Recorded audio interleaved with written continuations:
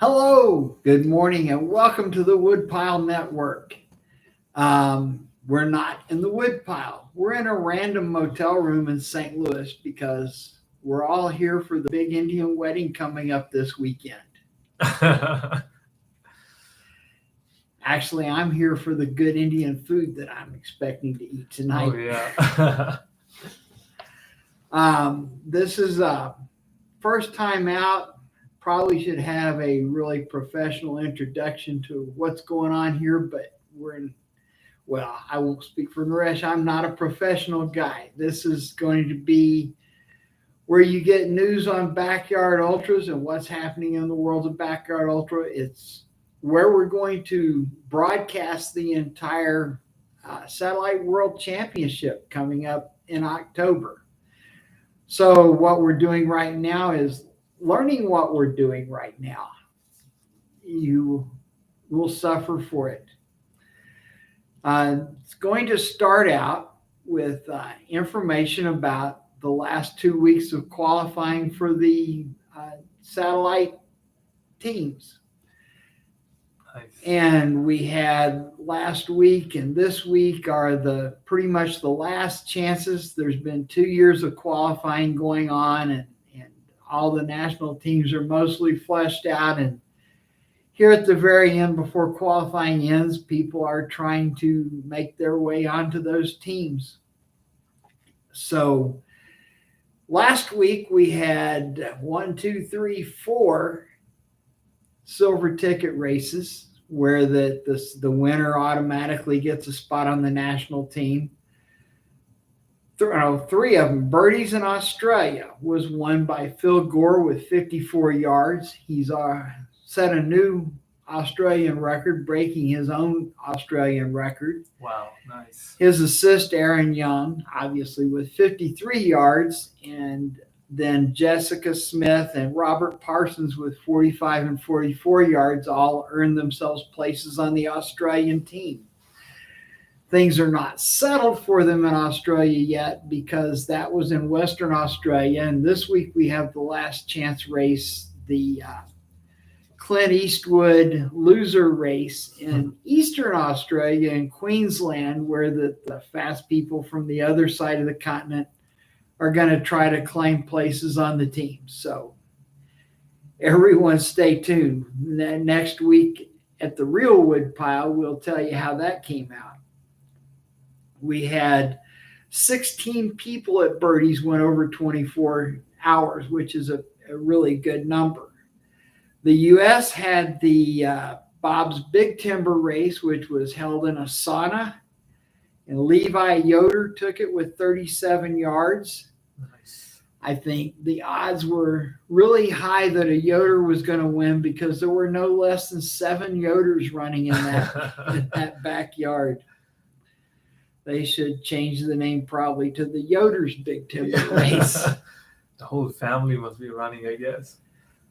Another interesting result was that the Swiss team, the last lap race was won by a fellow named Dominic Emmy, who is 63 years old and Wow. claimed a place on the Swiss team.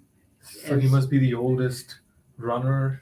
As far as we know right now, he's the Wow. oldest runner on a team, but the teams aren't all settled. It's amazing.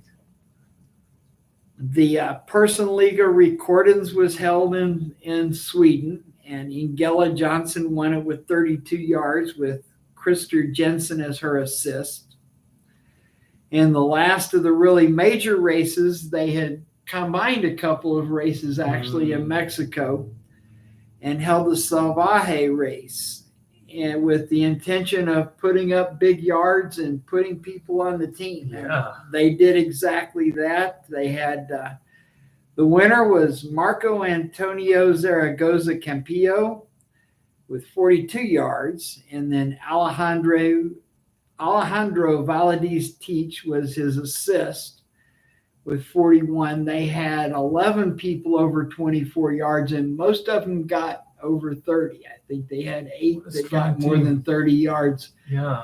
So in the 2020 championship, the Mexican team was led by the the Raramuri Oh yeah, I runners, and remember. they ended up in third place with a real strong at the top, but they didn't have much depth. And now they've got a representation of strong runners from all over Mexico to go with the Hell Raramuri yeah. runners.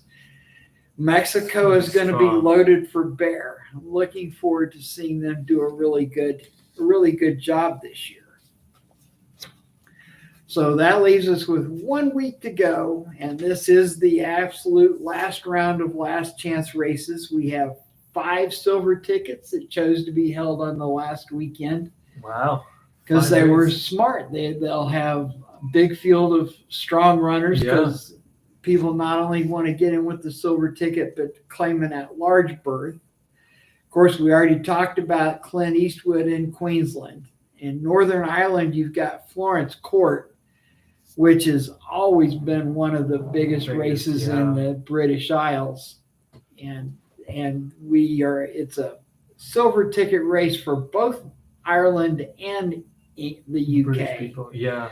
Because they've kind of combined the way that things work, and the people that are in Northern Ireland can select whether they want to run with their British Right. for the UK team or the Irish team, depending on what their background is. Right.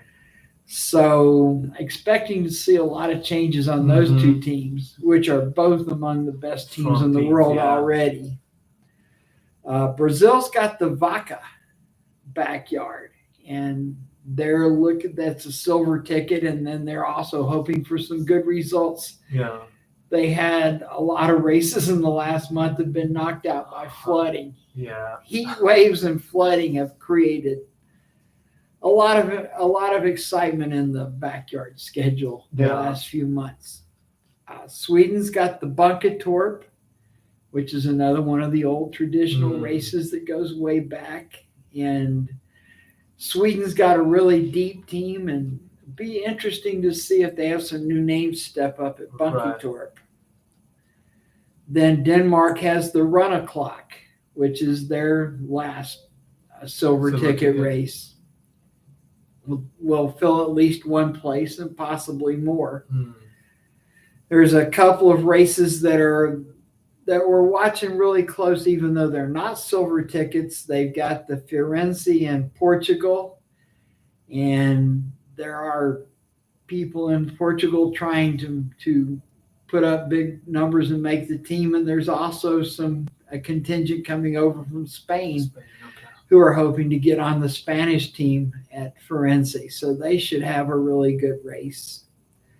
And then Estonia has the heavy metal, which you could have people coming from other countries to run a big time, because while Estonia doesn't have a championship team, they have traditionally a lot of strong runners in the Baltic. Rivers Kalanen from Latvia and Hannes Vieta from Estonia were there last year and put up big numbers in the 50s, and we're looking to see some really good results from that race. Again, the older established races that have really good management tend to have really good races come of it. So just a kind of a wrap up for the year with 1 week left. There's been 1,106 performances in the backyard over 24 hours. Wow. In which, considering that in 2013 there were three. Last year there were 700 and something. So it's come quite a ways with the backyard, and we're excited about the prospects for the future. Really pumped up about this satellite championship event that's going to be broadcast right here on the Woodpile network. Yeah, you'll get to see a lot of actions happening right in the US and from all over the world, along with Laz's updates on Facebook, but you'll also get to see him right on this channel. So if you want to get regular updates, please subscribe to this channel for all kind of timely updates. But like Laz said, this week is the final week for the championship qualifying, and a lot of runners are going to toe that start line with hopes and dreams to get on their individual country's national championship. So next Woodpile Network show, we'll have a lot of updates with a lot of rosters for their countries already finalized. So a lot of exciting news coming for you. But the first network, first video that we are posting on this channel. I hope you all enjoy the live updates that we'll be bringing to you right from the Woodpile next time.